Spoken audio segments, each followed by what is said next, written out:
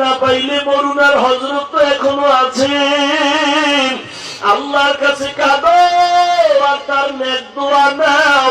আল্লাহ ওয়ালারা একটা চোখ দিয়ে যদি কলমের মধ্যে নজর আর তাওয়াজ্জু লাগায় দেয়, আর জীবনের সফলতার কিছু লাগবে না।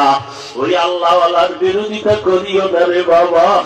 আমিও আপনাদের কাছে আসছি, আমার এলেম নাই, কিচ্ছুই নাই।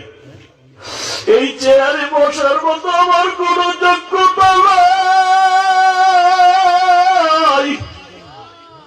ওই মা আমার বাবা গতকালকে আপনাদের এলাকায় ছিলেন, ওই কুলাউড়া এলাকায় আমার মা আমার আব্বা সবাই ছিলেন। আজ রাত্রে বয়ান শেষ করে আমার ছোট ভাইয়ের সাথে আমার বাসায় গেছে, সন্ধ্যাবেলা বাড়িতে গেল।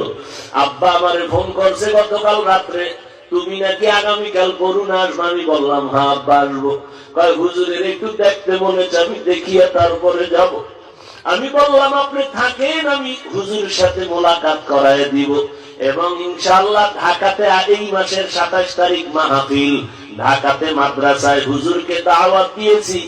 আল্লাহ যদি চায়, বান্দা চাইলে হবে না, মাওলা চাইলে সব হবে। আল্লাহ যদি কবুল করে হযরতের একটু নিয়ে নিব বরকতের জন্য, আর কিছুই না। হযরত ভয় পাইতেছেন, দূরের পথ অনেক কষ্টের পথ। আল্লাহ যেন হযরতের অন্তরে মোহাব্বত বাড়ায় দেন, শক্তি সাহস বাড়ায় দেন। আপনাদের কাছে দোয়া চাই, মা বাবার দোয়া আর আপনাদের দোয়া, উলামায়ে আহলে হকদের নেক নজর এই পর্যন্ত আছি। আল্লাহ যেন ইখলাস নিয়ে দ্বীনের পথে আদবের সাথে এই দ্বীনের খাদেম হইয়া খেদমত করার তৌফিক দান করেন, আমিন। আল্লাহ আমাদের সবাইকে কবুল করেন। অনেক ওলামায়ে কেরাম আছেন, আমাদের কলিজার টুকরা, আপনাদের কলিজার টুকরা মিরপুরি সাহেব হুজুর দামাত বারাকাতুহুম, আরো অনেক ওলামায়ে কেরাম বয়ান করবেন। হযরত যেই নির্দেশনা দিবেন সেই হুকুম মেনে এখান থেকে শেষ দোয়া করে যাবেন।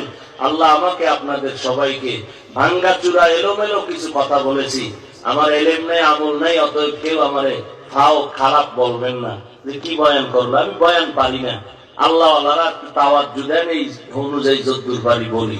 যাই হোক, আল্লাহ পাক যেন ইখলাসের সাথে খেদমতের জন্য কবুল করেন, রিয়া হাসাদ কিবির থেকে আল্লাহ হেফাজত করেন।